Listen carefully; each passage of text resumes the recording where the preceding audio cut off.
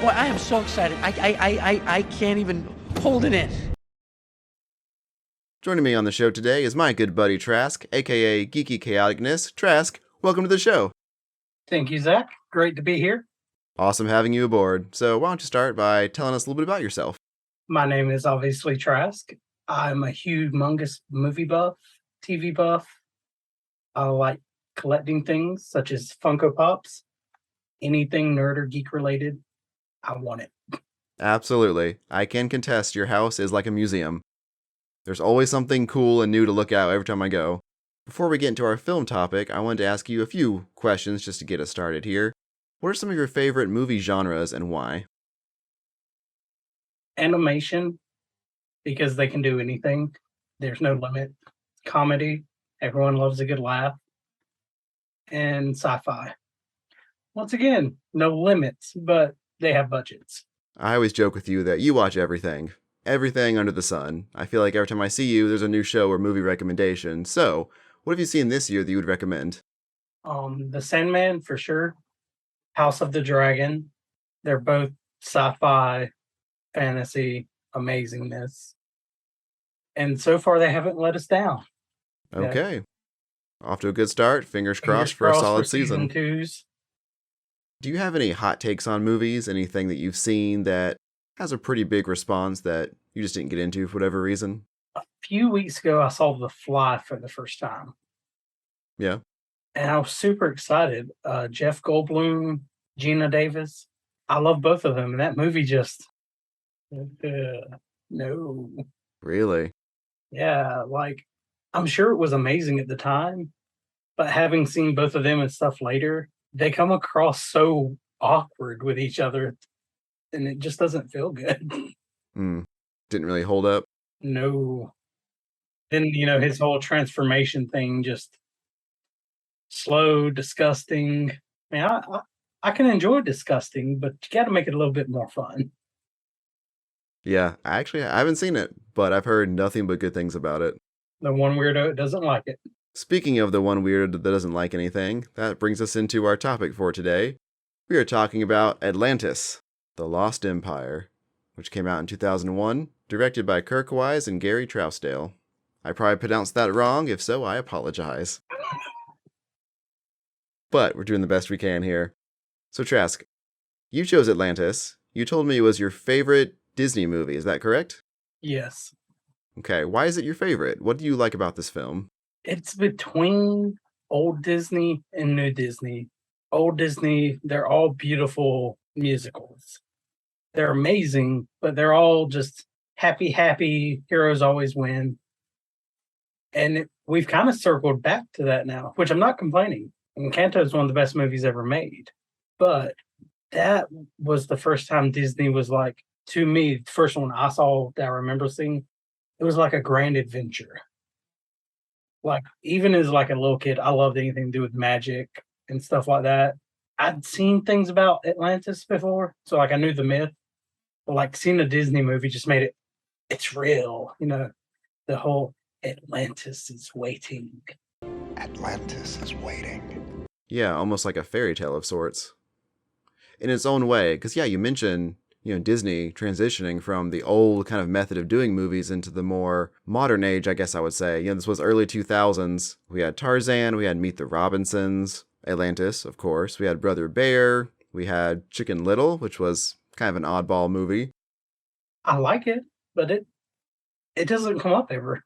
But yeah, it's interesting to see the different phases of Disney movies. And definitely the 2000s, I feel like, with Disney was definitely a time for them to expand and get away from the traditional way of doing things. So the first time you watched Atlantis, what was that experience like? Were you immediately on board, like, this is awesome, I love this? Yes. I loved it from the trailers. As you know, I always remember songs because they're in movies. Or like if I have a song, I know where I got it from for some reason. I remember the song Come Sail Away by Styx. I remember that being the first time I ever heard that song was in that trailer. And then whenever they released the Blu-ray combo pack that you had, I don't remember the trailer being on it because I looked for it. I was so excited. I was like, can't wait to see this trailer. And it wasn't there. I found it 2 nights ago for the first time in years. And it's a very ruddy YouTube quality trailer, but Sure. it does exist. I'm not crazy. Okay, so that song was in the trailer. Yes. It's funny you mentioned that because when I was watching Atlantis, I remember some of the promos they made for that movie. I remember seeing some of the same scenes. So there's a lot from the film I didn't remember as a kid, but as I'm watching it, I'm like, I remember this bit being in a trailer or this bit being on Disney Channel. It all came back to me. I remembered a lot more as I'm watching it. Man, it's a very memorable movie once you've seen it. Here's what I remember about Atlantis. I was 10 when this movie came out, and I was so excited for it. I knew all the characters' names, I had action figures, I collected most, if not all, of the McDonald's toys. I became obsessed with it. Kind of like what you said about, just from seeing the trailer, you were like, this looks amazing, I'm on board.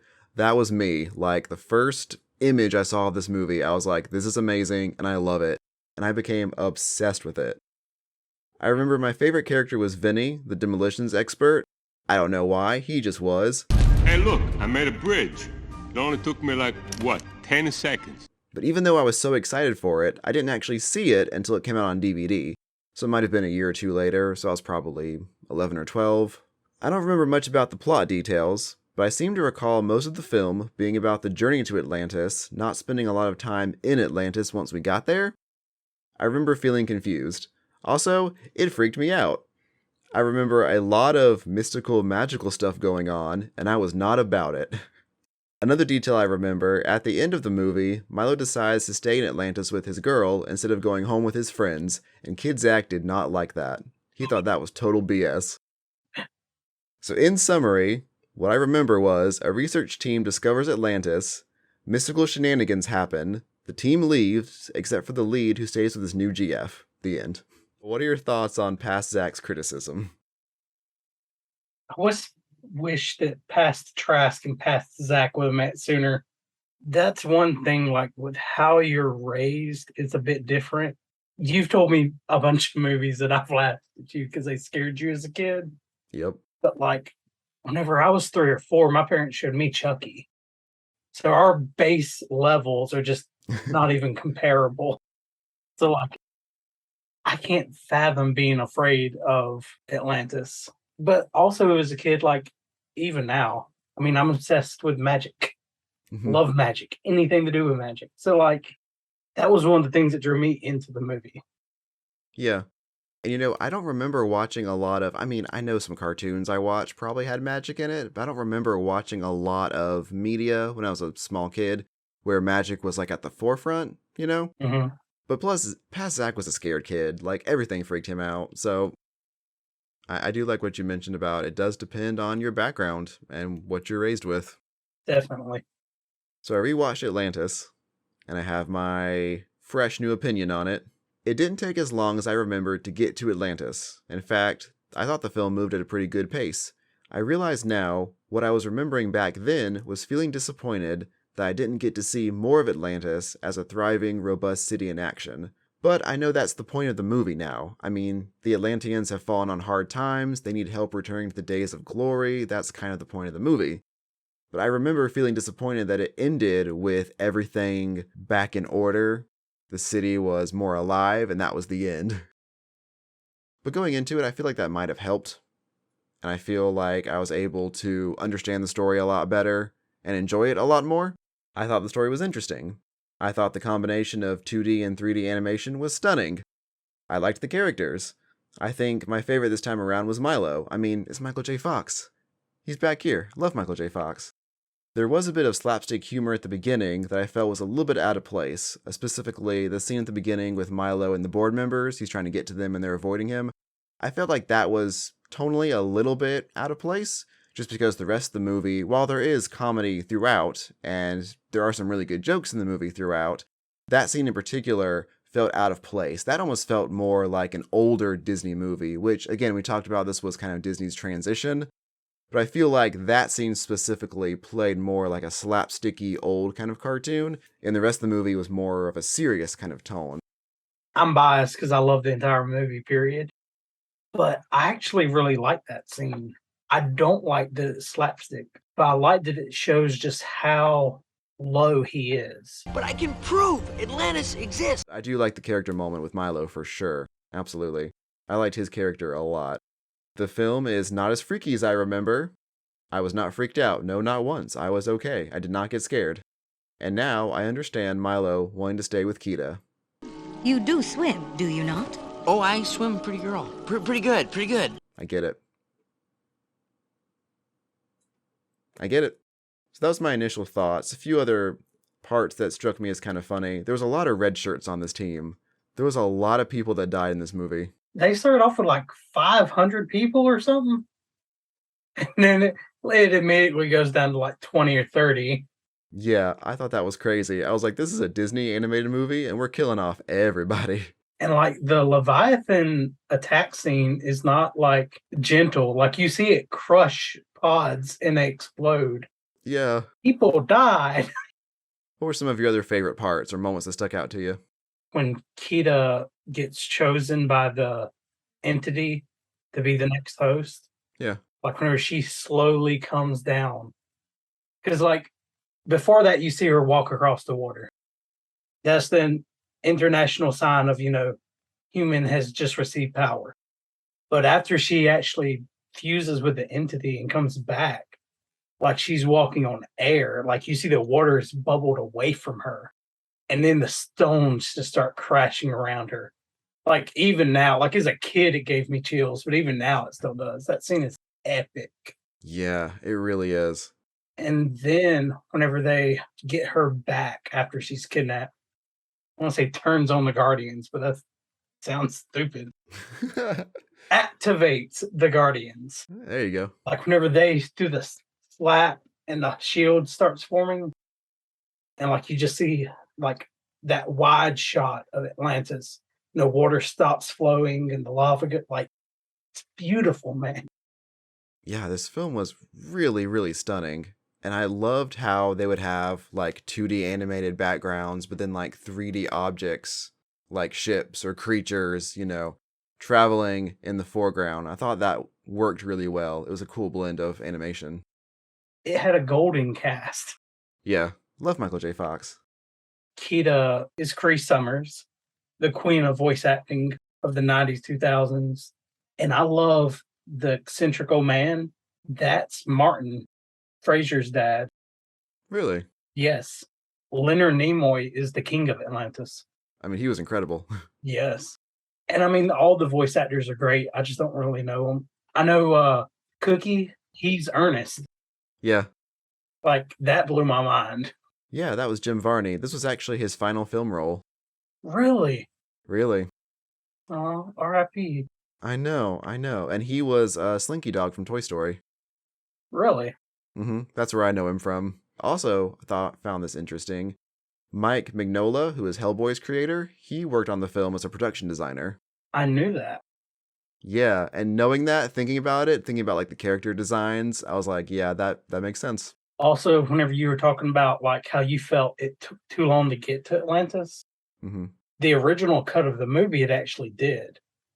There's a whole prequel part of it that's about the last people that had the Shepherd's Journal were Vikings. I'm sure it's on the DVD. Like the whole scene's animated, voice, everything. It's them, and then they get Leviathan. Story supervisor, I think, was like, it just takes too long. By the time we get to Atlantis, I don't care about those characters. Oh wow! So it was a whole setup for just the Shepherd's Journal. Yeah, it's on Disney Plus under the deleted scenes for sure. Okay. That's cool. I'll definitely go check that out. Apparently, there was talk of doing a theme park edition with Atlantis, incorporating it into the Disney parks. And there was a plan for a spin-off animated series, but both were canceled after the movie. The movie didn't bomb, but apparently it underperformed what they wanted it to. So they canceled theme park plans and series plans. And instead, they took some of the series ideas and rolled that into the direct-to-DVD sequel. That's actually how several of the DVD sequels were made back then, where that they were supposed to be shows. That movie is so god-awful. Milo's Return? The premise is amazing. Like, I wish they would just go back and redo the movie. They leave Atlantis because there's like disasters happening around the world, and Mhm. it's caused by treasures from Atlantis. The crew comes back for Milo and Kita, and then they go around the world and get these 3 treasures. And then in the end, they raise Atlantis up back to the surface. The premise sounds amazing, but like it's just so like second-rated animation. The voice acting's horrible. Like, Really? oh god, I can't watch it. Oh, wow. That bad, huh? Yes, like if they would go back and just pretend that didn't exist and try again, I'd totally watch it. I feel like the audience is there to do more with the property, with the characters. And I feel like now would be a good time to do it. You know, Disney Plus has been reviving a lot of old movies and series, so I feel like now would be a good time to do it. I remember about a year ago, there's a lot of rumors of them doing a live action Atlantis movie. So would you want to see a live action, just straight reboot, or an animated, like, continuation? Both. Sure. I would want both, but like the casting has to be right. Yeah. That's the main thing. Because if they do another animated, I doubt they're going to get most of the original voice actors back. I mean, of course, with any project, you have to have a good script, have to have good bones of a project, but gotta have a good cast. I mean, they have to sell it. I'm sure a live action Atlantis would look amazing, but at a certain point, I might just want it to be completely animated again. I can see that. Like, I would want it to look real if it was a live action. Yeah. Because, like, the scenes are epic. Every single one of them. Like, even whenever they're just traveling under the ocean, in the cave, like, all of it's epic. It's not just a cave. There's 400-foot high statues everywhere. And bad CGI kills a movie quicker than anything. So, what ended up being your favorite scene of the movie? Favorite scene, first thing that comes to mind is Kita's transformation, but the very beginning of that scene, when she feels like the gym is calling to her. You mentioned her full transformation was amazing to see, but for me, I think just the beginning of her feeling the calling and her being chosen.